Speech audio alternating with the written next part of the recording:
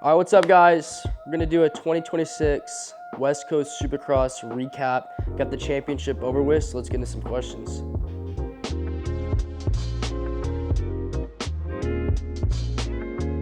Yeah, coming into the season, the goal was just to be like the most dominant rider.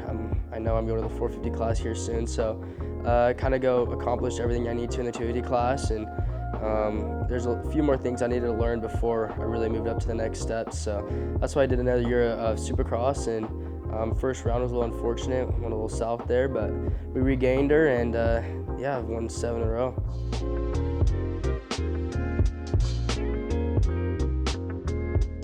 Yeah, I've achieved all my goals that I've written down. I wanted to win 6 out of the 9 or 10 rounds there is. So I've now won, 6 on paper, but 7 theoretically, and we still got 2 left, and win the championship. And we got the championship 3 rounds early, so I was able to mark off all the goals that I had, and yeah.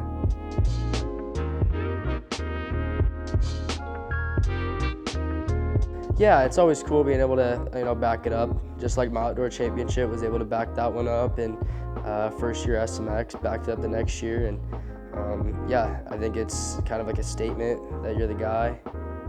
Although you kind of make that statement the first time you win the title, but a lot of guys in this 250 class will win 1 title, and that's kind of it. So it's like, kind of, really place your foot down and be like, I'm the guy, and I'm, more than just a 1 championship type of guy.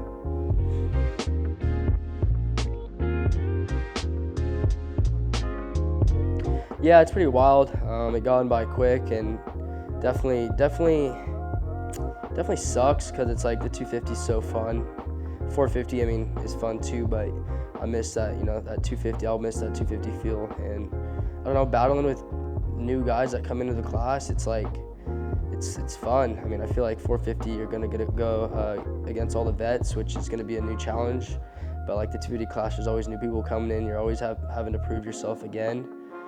And it's definitely going to be a little unfortunate never being able to race the 250, but again, it's a goal and achievement a lot of people will never be able to accomplish, getting kicked out of the 250 class.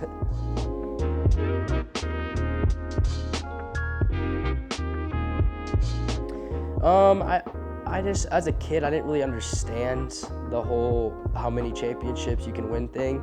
It was more just I wanted to win a championship, and now I realize like you can win a lot, win a lot of championships, and make a lot of money winning championships. So that's why you always stay so driven. But yeah, I've definitely kind of surprised myself with how many I've won. It's definitely pretty wild, 6.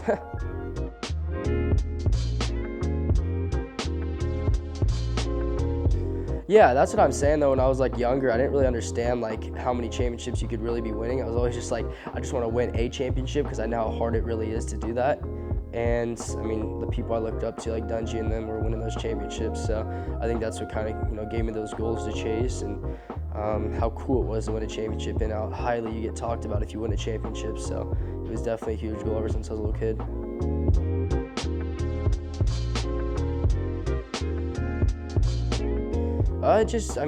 Battling new guys. That first rookie season that year is kind of like, your first year at 250. The goal is obviously go do good. The goal is to get to a winning pace and winning position. But again, it's you have 1 year, that first year, to kind of go out there and prove yourself and see what you can do on a 450, just like I did my rookie season on a 250. And theoretically, like your team, yourself, you don't put that pressure on you have to win. It's kind of like it's not a freebie year. That's not what I'm trying to say, but it's like a year where it's not like you have to win. It's kind of, go get your feet wet, feel it out. Obviously, as a competitor, I want to win, so that's what I work towards. But it's kind of like a year where it's, you feel out the class, you get a hang of everything, and then that year 2, year 3, year 4, like I've done in the 250 class, is really where you try to take off.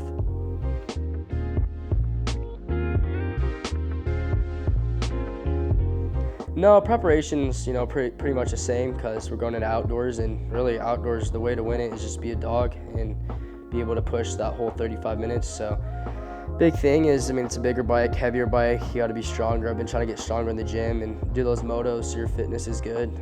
there's not much to it besides working hard. That's the way you'll be able to win it. So, and you know, I'm still young and I'm able to acquire new techniques and new skills, which, I mean, a lot of people don't understand. A lot of people be like, oh, well, he can't do this, so he won't be able to hang with these guys or whatever. And I feel like my rookie season, you know, people were saying that about a lot of things I did in Supercross, and you know, it takes time.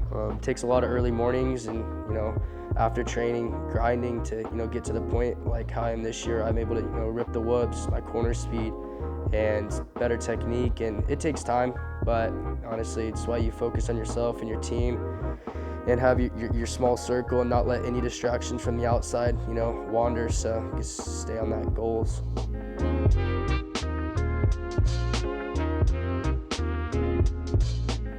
Yeah, we're really family orientated, and you know, family's super close.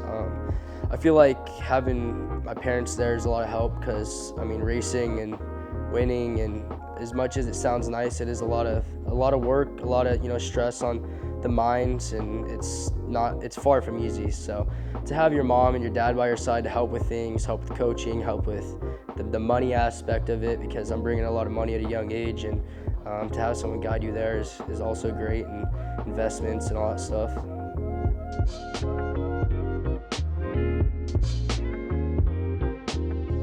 Yeah, I'd say the biggest record is there's been no other rider to bring this many people to the sport. The Deegan name has brought in thousands and thousands of new fans to the sport, so I think that's a record in the first place. And yeah, I was able to, I mean, I don't know exactly what records I've established. I mean, besides bringing this amount of people to the sport. Besides that, though, I mean, I've put my name in the record books with winning now 3 rounds early. No one's done that in the last 30-something years or whatever. Winning 7 in a row, that's kind of unheard of. Like, there's a lot of things. I don't really pay attention to exactly what I'm doing, but the goal is to go win, and if you know, get your names in the record books, it's cool. And I need one more win, I think, to be the winningest 250 rider of all time in Supercross. There's like Stewart and one more person in front of me, but they raced 125s back in the day, so that adds a little different narrative. But we're tied for 250 right now, so go out there, plan is to get another win and be the most winning 250 rider in Supercross.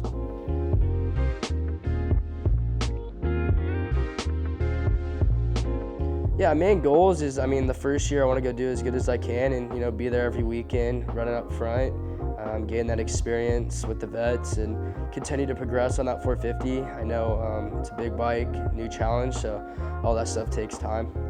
But obviously I'm a winner at heart, so the goal is to get to that point of winning, whether how long that takes. Could be the first round, could be the last round, could be next year, but all I'm going to do is work towards it.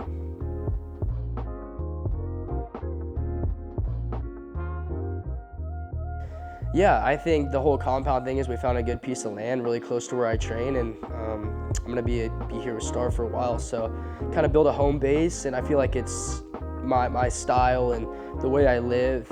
It could be a place where I live for a long time. Like, my parents got a compound when they were young, and they lived there for multiple years, 10 plus years, and I feel like this is kind of what I'll end up doing, building this huge compound. I want to, you know, every time I bring in some more money, put a little bit to the side for the compound, building tracks, building skate park. I mean, they're building a pool, basketball court, just make it like my own danger land pretty much, make it my own like fun park, and all that's probably fun while I'm a kid, but I'm sure when I get older I probably won't be going as hard as I do right now. But I mean, it's still nice to have all that, and it's another thing too. You live there forever, have kids, and they get to use the property too, just like I did with my parents.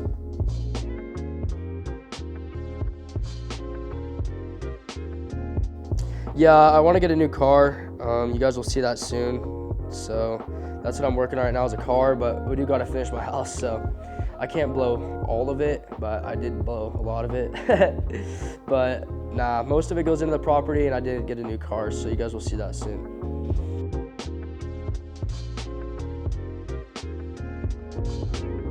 Yeah, I'd say I'm a pretty athletic person. I like sports. I don't know.